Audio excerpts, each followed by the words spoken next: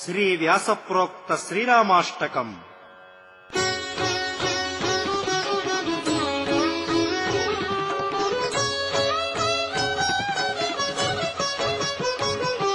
भजे विशेष सुंदरं समस्त पाप खंडनं स्वभक्त चित्तरंजनं सदैव राममद्वयं. भजे विशेष सुंदरं समस्त पाप खंडनं स्वभक्त चित्तरंजनं सदैव राममद्वयम्.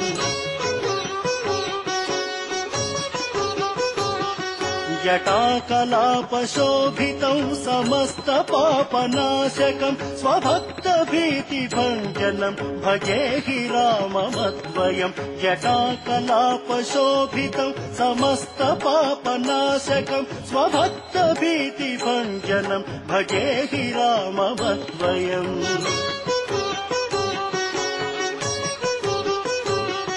निजस्वरूपबोधकं कृपाकरं भवापहं समं शिवं निरञ्जनं भजे हि राममद्वयं. निजस्वरूपबोधकं कृपाकरं भवापहं समं शिवं निरञ्जनं भजे हि राममद्वयम्.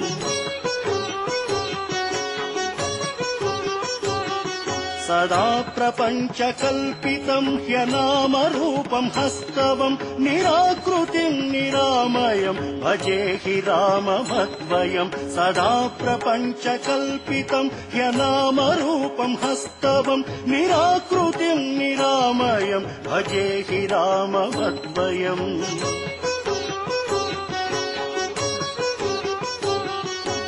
निष्प्रपञ्च निर्विकल्प निर्मलं निरामयं चिदेकरूपसन्ततं भजे हि राममद्वयं.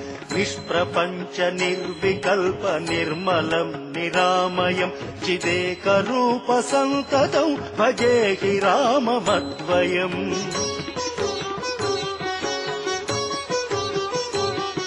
भवाब्धिपोतरूपकं ह्यशेषदेहकल्पितं गुणाकरं कृपाकरं भजे हि राममद्वयं. भवाब्धिपोतरूपकं ह्यशेषदेहकल्पितं गुणाकरं कृपाकरं भजे हि राममद्वयम्.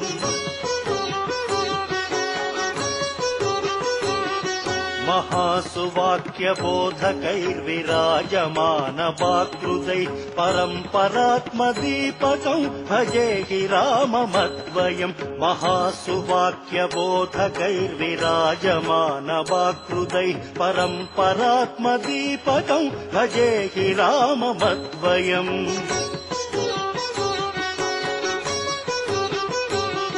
शिवप्रदं सुखप्रदं भवच्छिदं भ्रमापहं विराजमानदैशिकं भजे हि राममद्वयं. शिवप्रदं सुखप्रदं भवच्छिदं भ्रमापहं विराजमानदैशिकं भजे हि राममद्वयम्. रामाष्टकं पठति यः सुकरं सुपुण्यं व्यासेन भाषितमिदं शृणुते मनुष्यः. विद्यां श्रियं विपुलसौख्यमनन्तकीर्तिं सम्प्राप्य देहविलये लभते च मोक्षम्.